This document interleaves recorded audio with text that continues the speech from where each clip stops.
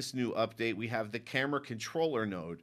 And so essentially what this one does is allows you to control some properties of your camera through this node. You don't necessarily need to send signals directly to your camera. Another useful thing about this one is that it can just target whatever the active camera is. So if you're switching cameras, you can still use the camera controller node to control whatever camera you may have active at any given time. So there's a few things that this can do. I'm going to make a copy here so we can change some settings here and actually talk about these a little bit. So when we have two different types here, we have set and we have set offset.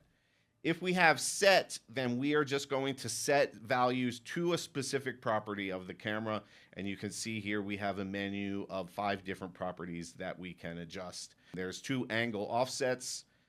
There's FOV or orthogonal size. That's kind of the same property depending on what kind of camera you're using. And then there is the camera target. So we can set any one of those through this node, which is kind of handy. You know, a lot of the times you're needing to target your camera to, for example, your player. This might make that a little bit easier. Instead of needing to send a bunch of signals through a broadcaster or something, you could probably have this camera controller node like right in your player that just says, hey, here's the player, target it. But the other option we have here is the set offset, which will allow us to adjust multiple values at a time. And so that's what I have set up over here. I have a joystick, well, actually 2 joysticks feeding into this camera control yaw, pitch, and zoom multiplier. So I have my left joystick is up and across joystick, and that's going to adjust the yaw and the pitch. So the yaw and the pitch is going to be like this kind of movement or this kind of movement of the camera. And the cool thing that we're doing here is that we're just setting this offset from the camera's actual position. So we're not actually changing the camera position at all. We're changing this offset. And then the same with the zoom multiplier. In this case, we're not using orthogonal camera, so that is the FOV, is the zoom. And then, so this is just using a multiplier, right? So if I play here, we have on the left, you can see we can rotate. We can go up and down. We can go left and right. And then on the right here, I can zoom in or I can zoom out. And all of this is just going through the camera controller. One thing to keep in mind is that the camera requires a target to use the yaw and the pitch offset because it is rotating around the target. And then it's also worth noting that depending on your camera type, it may resist some of those, right? Like if we put this on, well, actually, let's just turn this guy around so that we can put this on like a follow behind. In follow behind, we can see we can still do this, but the up and down, it doesn't want to do that anymore because it always kind of wants to keep the camera in a fixed position behind the player. And so in this case, what I'm doing here is I'm just adding or subtracting values to that offset with the joystick.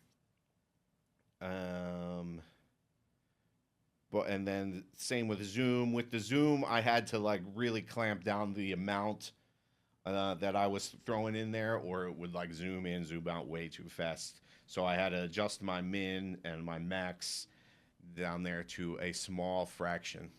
And then like I showed previously, if we put it on set, that means the value that we're putting in there is going to be the exact value. So for example, if we are changing FOV, like we look at here, our FOV is 45. So if we just change that number to like 0, our FOV is going to become nothing. If we change it to like 100, it's going to become really wide.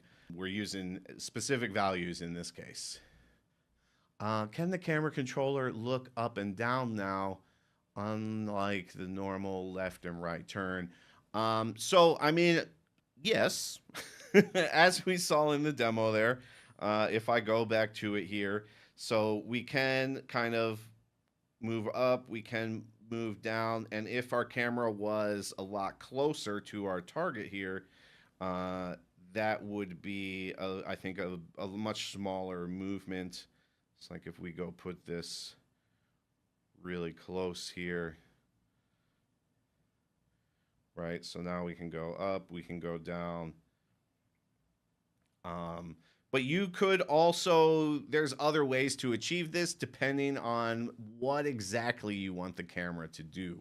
It can definitely do that. It might not always be the best way to do that depending on goals you're trying to achieve with that type of movement. But yes, definitely with the camera controller, you can move up and down, or you can kind of rotate up and down around your target more accurately.